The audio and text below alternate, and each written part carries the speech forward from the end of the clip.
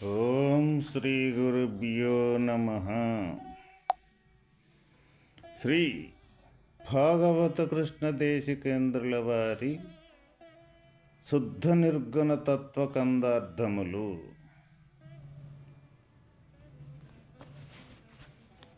బోధస్థితి పురుష లక్షణము తెలియజేయుచున్నారు. నాయన శిష్య, ధ్వని మొదలగు తన్మాత్రలు గనుగనగా లేశమైనగా అనిపించని చోటను బట్టబయలుగా గని ధ్వని మొక్కత తన్మాత్రలున్నా దాన్నెరుగకగాను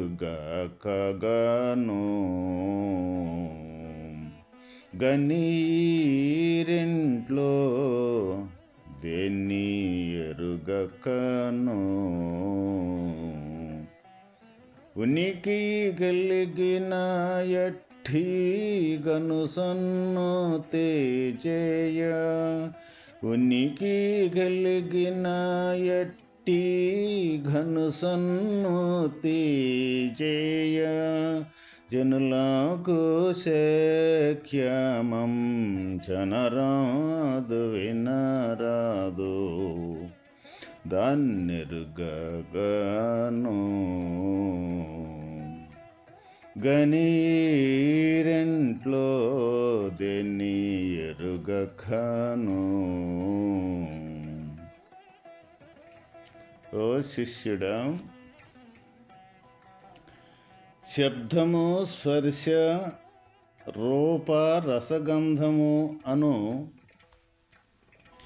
ఈ ఐదును పంచతన్మాత్రలు అనువుగానైనా కనపడని చోటును బట్టబయలుగా తెలుసుకొను. ఈ పంచతన్మాత్రలు ఉన్నటువంటి దానిని ఎరుకగను. తెలుసుకొని ఈ నామరూప నటనలుగా తోచడి ఎరుక ఏమియూ కాక ఏమియూ లేక నిరాకాశమై ఉన్న బట్టబయలు నెరుగజాలదు. దాని నెరుగదలచినచో ఎరుక యొక్క స్వరూపమే లేకపోవును. ఎరుక మరుపుల ఎరుగక స్వతసిద్ధమై నిండియున్న పరిపూర్ణ స్థితి కలిగియున్న మహనీయుని చక్కగా స్తోత్రము చేయుటకు మానవులకు సాధ్యము కాదు. అట్లు సాధ్యమనడి చెప్పడి ఇతరుల మాటలను చెవులతో వినరాదు. ఈ గ్రంథకర్త గారు పంచతన్మాత్రలు లేని చోటే పరమపదమని తెలియజేశారు. పరమపదము ఒకచోట ఉండి మరి ఇంకొక చోట లేనిది కాదు, అంతటా ఉన్నది బట్టబయలు. కాన పంచతన్మాత్రలు లేనిది పరమపదమని పారమార్థికులు గ్రహింతురు. ఓ శిష్యుడా, మన పంచవింశతి తత్వాలు అంటే మనకి 24 శరీరంలో 24 ఇంద్రియాదులు ఉన్నాయి అన్నమాట. ఆ 24 ఇంద్రియాదులలో పంచతన్మాత్రలు అని జ్ఞానేంద్రియాలకి ఈ తన్మాత్రలు కలిసియే ఉంటాయి, కలిసే పనిచేస్తూ ఉంటాయి. అవి ఏమిటి అంటే శబ్దము, అంటే మన స్తోత్రం అనేది జ్ఞానేంద్రియములలో ఒకటి. ఆ శబ్దం అనేది ఈ జ్ఞానేంద్రియం ద్వారానే ఈ శబ్దం అనేది మనం వినగలుగుతాం. వినేదాన్ని తన్మాత్ర అంటాము. ఇక్కడ ఆకార రూపకం దాల్చింది జ్ఞానేంద్రియము అంటాం. అట్లాగే స్పర్శ అంటే మన చర్మము. ఈ చర్మం అనేది ఒక ఇంద్రియ రూపకం దాల్చింది జ్ఞానేంద్రియాలలో. కానీ దీనితోటి స్పర్శను గుర్తెరిగే యొక్క స్పర్శనే తన్మాత్ర అంటాం. అదే రకంగా రూపం, ఈ రూపాన్ని చూసేది మన కన్ను. అయితే ఈ కన్నుని జ్ఞానేంద్రియములలో ఒక ఇంద్రియముగా దాన్ని పరిగణించి ఈ రూపకాన్ని కంటితో చూసే రూపాన్ని తన్మాత్రగా తీసుకోవటం జరిగింది. అట్లానే రసాన్ని గుర్తెరిగే జౌహ. ఈ జౌహ జ్ఞానేంద్రియములలో ఒక ఇంద్రియము. ఈ ఇంద్రియము ద్వారా గుర్తెరిగే రసము ఏదైతే ఉన్నదో ఆ రసం అనేదాన్ని ఇక్కడ పంచతన్మాత్రలు అంటాం. అట్లానే గంధం, ఈ ముక్కులతోటి వాసన చూసేది గంధం. ఈ ముక్కులో ఉన్న జ్ఞానేంద్రియములలో ఒకటి ఈ గంధం అనేది పంచతన్మాత్రలు. ఇట్లా శబ్ద, స్పర్శ, రూప, రసగంధాలు అనేవి 5 పంచతన్మాత్రలు. ఈ 5 తన్మాత్రలు అనువుగానైనా కనపడని చోటును బట్టబయలుగా తెలుసుకొను. ఈ ఎక్కడైతే మనం ఏది విన్నా, ఏది స్పర్శించినా, ఏది చూసినా, ఏది రుచిని గుర్తెరిగినా, ఏది వాసన చూసినా, ఇది ఎక్కడి నుంచైతే ఇది గుర్తెరుగుతూ ఉన్నాయో ఈ గుర్తెరిగే యొక్క ఈ గాని లేని చోటు ఏదైతే ఉన్నదో, ఈ తన్మాత్రల ద్వారా గుర్తెరిగే యొక్క లేని చోటు, లేని ప్రదేశం ఏదైతే ఉన్నదో ఆ ప్రదేశమే ఇక్కడ బట్టబయలుగా గుర్తెరగు అని చెప్తూ ఉన్నారు మనకు. అయితే మరి ఎక్కడ ఉండయి తన్మాత్రలు? మన దగ్గరే ఉండయి. మరి ఈ తన్మాత్రలు అంటూ లేకుండా ఏదైనా మనం చూడగలుగుతామా, వినగలుగుతామా, స్పర్శించగలుగుతామా, రుచిని గుర్తెరగగలుగుతామా, ముక్కునతో వాసన చూడగలుగుతామా? ఈ లేకుండా ఏది కూడా మనం గుర్తెరగలేము. అయితే ఈ లేనివి, ఈ ఎక్కడైతే ఉన్నాయో ఇది ఉండ చోట ఎరుకని గుర్తెరిగి, ఇది లేని చోట బట్టబయలని గుర్తెరగమని చెప్తున్నారన్నమాట. ఇది ఏ విధంగా మనకి ఇది బోధపడుద్ది అంటే, ఎవరైతే ఆ బట్టబయలి యొక్క అనుభూతి పొందిన పెద్దల గురువులు ఉన్నారో వాళ్ళకి నమస్కరించి వాళ్ళ పాదాభివందనము చేసి వాళ్ళు ప్రబోధం చేసిన విధానంగా నడిచిన భక్తుడు ఒక్కడే తప్ప వీటికి అతీతంగా ఉండి ఈ లేని చోటు యొక్క ప్రదేశాన్ని మనకి వాళ్ళ ద్వారా తెలుసుకున్న వాళ్ళు ఎవరైతే ఉండారో వాళ్ళు గుర్తెరగలుగుతారు ఈ బట్టబయల్ని. అది శాస్త్రాల్లో చదివినంత మాత్రానే మనకు దొరికేది కాదు. పోతే ఈ తీరుగా ప్రబోధాలు, ఈ తీరుగా ప్రవచనాలు చెప్పినంత మాత్రాన, విన్నంత మాత్రాన కూడా ఇది బోధపడేది కానే కాదు. అది తన మీద తీసుకొని తను కోసమై ఉండి తనుక అదే జీవితం అనుకున్న ఏ భక్తుడైతే ఉన్నాడో ఆ భక్తుడికి ఎవరైతే దాన్ని గుర్తెరిగినా, దాన్ని ఆ స్వరూపం పొందిన మహనీయులుండారో వాళ్ళ వాక్కు ద్వారా, వాళ్ళ ప్రబోధం ద్వారా విని అది తూచా తప్పకుండా ఈ గురు శిష్యుల సంవాదనతోటి, ఆ గురు శిష్యుల ప్రయాణ మార్గములతోటి ప్రయాణం చేసే యొక్క సాధకుడు, భక్తుడు ఒక్కడే నాయన దీన్ని తెలుసుకోగలిగేది. అందువల్ల ప్రతి ఒక్కరూ ఈ లోకంలో ఎంతమందో ఈ దైవ మార్గంలో ప్రయాణం చేస్తూ ఉంటారు. అందువల్లే గీతలో చతుర్విధా భజంతే మాంజనా సుకృతినోర్జున ఆర్తో జిజ్ఞా సురర్థార్థి జ్ఞానీచ భరతర్షభ. అంటే ఈ లోకంలో భక్తులు 4 రకాలైన భక్తులు ఉంటారు. ఆ 4 రకాలైన భక్తులు ఇక్కడ ఆర్తులు, అంటే ఏదైనా బాధ కలిగితే భగవంతుణ్ణి స్మరించే వాళ్ళు ఎవరైతే ఉంటారో వాళ్ళని ఆర్తులు అంటామన్నమాట. అర్ధకాములు, అర్థం అంటే డబ్బు, సంపద కోసం కోరుకొని, భగవంతుణ్ణి కోరుకొని నాకు ఈ సంపద కావాలని కోరుకునే భక్తులు ఎవరైతే ఉన్నారో వాళ్ళని అర్ధకాములు అంటారన్నమాట.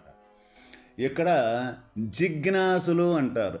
జిజ్ఞాస అంటే భగవంతుణ్ణి తప్ప రెండవది అంటూ స్మరించకుండా నిన్ను నేను ఎప్పుడు చూడాలి, నీ దగ్గరకు నేను ఎప్పుడు చేరుకోవాలి అని నిరంతరం భగవంతుని యందే స్మరణ అనేది తనను నిరంతరం స్మరించుకుంటూ భగవంతుణ్ణి చేరుకునే దానికి సంబంధించిన మార్గాన్ని వెతుక్కుంటూ ఆ చేరుకున్న దాకా వదలకుండా ప్రయాణం చేసి అదే తప్పించి అదే జపించి అదే తప్ప రెండవది తనకు ప్రపంచం కనపడకుండా ఉండే భక్తులు ఎవరైతే ఉన్నారో వాళ్ళు జిజ్ఞాసువులు. ఇక నాలుగవ వారు జ్ఞానులు. అంటే ఏ జ్ఞానాన్ని అయితే సంపాదించి ఈ శరీరములో అతి సూక్ష్మంగా ఉండి ఈ శరీరాన్ని మొత్తాన్ని కూడా కలుపుకొని నడిపే యొక్క జ్ఞానం ఏ జ్ఞానాశక్తి అయితే ఉన్నదో ఆ జ్ఞాన రూపకంగా మారిన వాళ్ళు ఎవరైతే ఉన్నారో వాళ్ళు జ్ఞానులు. మరి ఇక్కడ ఈ లోకంలో ఈ భగవంతుని మార్గంలో ప్రయాణం చేసేవాళ్ళు 4 రకాల వాళ్ళు ఉండారు అని అర్జునుడికి శ్రీకృష్ణ పరమాత్మ తెలియజేయటం అనేది చెప్పటం అనేది జరిగిందనమాట. అదేవిధంగా ఇక్కడ భక్తుడు అంటే ఏ రకమైన భక్తుడు కావాలి భగవంతుణ్ణి చేరుకునేదానికి? మన దగ్గర అటువంటి సమర్థత, అటువంటి శక్తి, అటువంటి సామర్థ్యం అనేది మన దగ్గర ఉన్నదా లేదా అని ప్రతి ఒక్కరు కూడా తనకు తాను ప్రశ్నించుకొని తనకు తాను తన శక్తి సమర్థతను పరిశీలించుకొని భగవంతుణ్ణి చేరేదానికి సంబంధించిన విధానం మన దగ్గర ఉన్నదా లేదా అని పరిశీలించుకోవటం ఎంతైనా ఈ సాధకుడి యొక్క అవసరం ఎంతైనా ఉన్నది అన్నమాట. అదేవిధంగా ఇక్కడ మరి ఎవరు ఈ తన్మాత్రలో లేని యొక్క చోటుని, ఈ తన్మాత్రలు అనేది లేకుండా ఉండ యొక్క ప్రదేశం ఏదైతే ఉన్నదో దాన్ని ఎవరు కాంచగలుగుతారు? ఎవరు కాంచగలుగుతారు అంటే ఏది కాంచాలన్నా సరే మనం గుర్తెరిగి కాంచాలి. ఇక్కడ మరి ఈ తన్మాత్రలలో ఏదో ఒకటి మనకు తటస్థపడొద్దనమాట. ఏదో ఒకటి తటస్థపడ్డప్పుడు మరి ఇది లేని చోటు ఏ విధంగా మనం కాంచగలుగుతాము అంటే ఈ లేని చోటు ఏదైతే ఉందో దాన్ని కాంచిన ఏ గురుదేవుడైతే ఉన్నాడో వాళ్ళ ద్వారా మనం దాన్ని పొందేదానికి, కాంచగలిగేదానికి, ఆ స్థితిని పొందేదానికి వీలవుద్ది. కానీ లేకపోతే ఎటువంటి పరిస్థితుల్లో కూడా వీలు కాదు. అందువల్ల ఇక్కడ మళ్ళీ భక్తుడు ఏమై ఉండాలి అంటే భగవంతుని చేరుకునేదాని భక్తుడి యొక్క సమర్థత ఏ విధంగా ఉండాలి అంటే ఇందాక చెప్పుకున్నట్టుగా జిజ్ఞాసు అయి ఉండాలన్నమాట. జిజ్ఞాసు అంటే ఇక తనకు తిన్నా అదే కనపడాల, నిద్రపోయినా అదే కనపడాల, లేచినా అదే కనపడాల, పని చేసినా అదే కనపడాల, నడిచినా అదే కనపడాల, మేలుకున్నా అదే కనపడాల, మనస్సుతోటి ఆలోచన చేసిన ఆ భగవంతుని యొక్క స్మరణ తప్ప, భగవంతుని యొక్క గుర్తు తప్ప రెండవది కనపడకుండా ఉండే యొక్క జ్ఞానం కలిగిన ఏ భక్తుడైతే ఉన్నాడో అటువంటి భక్తుడే ఇక్కడ జిజ్ఞాసువు అంటే. ఇక మనం పరీక్షించుకోవాలి ప్రతి ఒక్కరం మనం అటువంటి జిజ్ఞాస మన దగ్గర ఉన్నదా లేదా? అటువంటి జిజ్ఞాస మన దగ్గర ఉంటే తప్పనిసరిగా మనం జ్ఞానరూపకంగా మారిపోయేదానికి ఎలాంటి సంశయం అనేది లేనే లేదు అని మనకి ఇక్కడ ఘంటాపథంగా తెలియజేయటం జరిగిందనమాట. మరి అది లేకపోతే మరి మొట్టమొదట మనం ఏ ఆర్తులు బాధలో మనం భగవంతుణ్ణి కోరుకొని బాధలు తీర్చుకునేటప్పుడు ఆ భగవంతుడు బాధలో మనం కోరుకున్నప్పుడు మన బాధలు తీరిపోయినాయి కదా.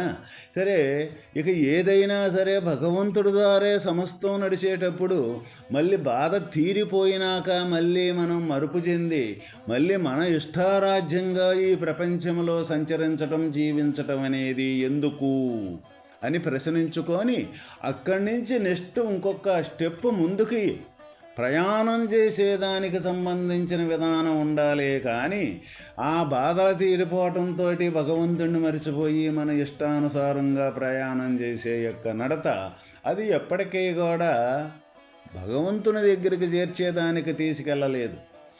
అంత మట్టికే వాళ్ళ భక్తి అయినప్పటికీ కూడా అది కూడా కొంత మంచిదే అని అంటాడు భగవానుడు. ఇక్కడ ఆర్తి అంటే అర్థాన్నే ఆశించేవాడు. అర్థాన్ని అంటే సంపదను ఆశించి ఆ సంపద సమకూరిందాకా నిరంతరం భగవంతుణ్ణి కోరుకోవటం జరుగుతుంటుంది.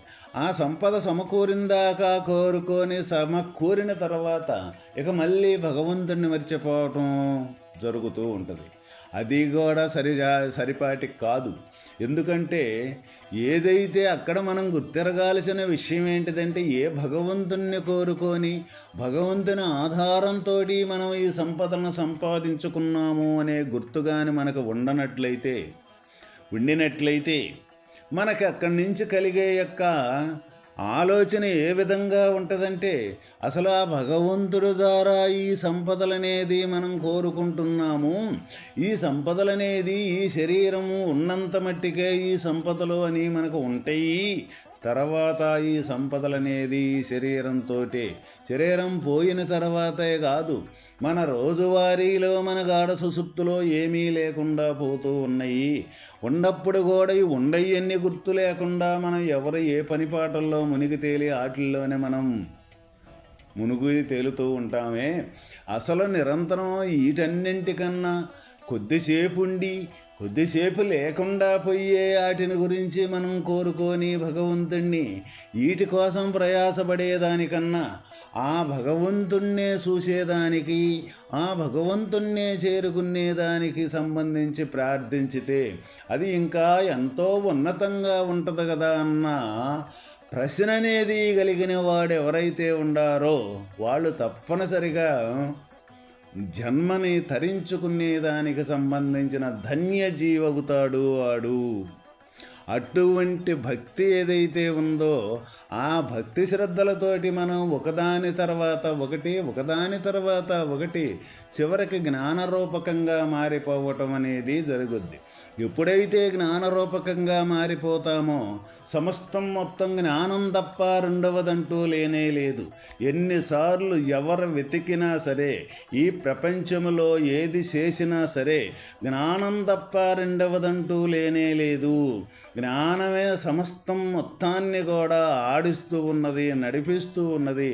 ఈ జ్ఞానాశక్తి సమస్తానికి మూల కారణమై ఉన్నది అన్న సంగతి తెలుసుకున్న వాళ్ళు ఎవరైతే ఉండారో వాళ్ళు ఇక్కడ మహనీయులు, పెద్దలు. ఇక్కడ చెప్పిన యొక్క మాట మనం కేవలం దాన్ని మాటగా తీసుకోవటమే కాదు, ఒకసారి మనం కూడా మరి జ్ఞానం తప్ప వేరేది లేదు అని చెబుతూ ఉన్నారే, ఇది ఏ మతానికి సంబంధించినది కాదు, ఏ దేవుడనే పేరుకు సంబంధించింది కాదు, ఏ దేశానికి సంబంధించింది కాదు, ఏ ఊరికి సంబంధించింది కాదు, ఏ గుడి గోపురానికి సంబంధించింది కానే కాదు. జ్ఞానం అనేది ప్రతి ఒక్క శరీరంలో అంతర్లీనంగా అతి సూక్ష్మంగా ఉండి ఈ శరీరాన్ని మొత్తాన్ని నడుపుతూ ప్రతి ఒక్క శరీరానికి కూడా ఆధారమై ఈ పంచభూతాలను మొత్తాన్ని కూడా నడిపించే యొక్క శక్తే ఇక్కడ జ్ఞానము అంటే. కాబట్టి అటువంటి జ్ఞానస్థితి కాడకి చేరుకుంటే తర్వాత ఈ పరిపూర్ణం యొక్క స్థితి అనేది గురుడు ద్వారా తెలుసుకొని ఆ తీరుగా పరిపూర్ణ స్థితిని చెందుకునేదానికి సంబంధించిన మార్గమే ఇక్కడ ఈ మార్గము. ఓం తత్సత్.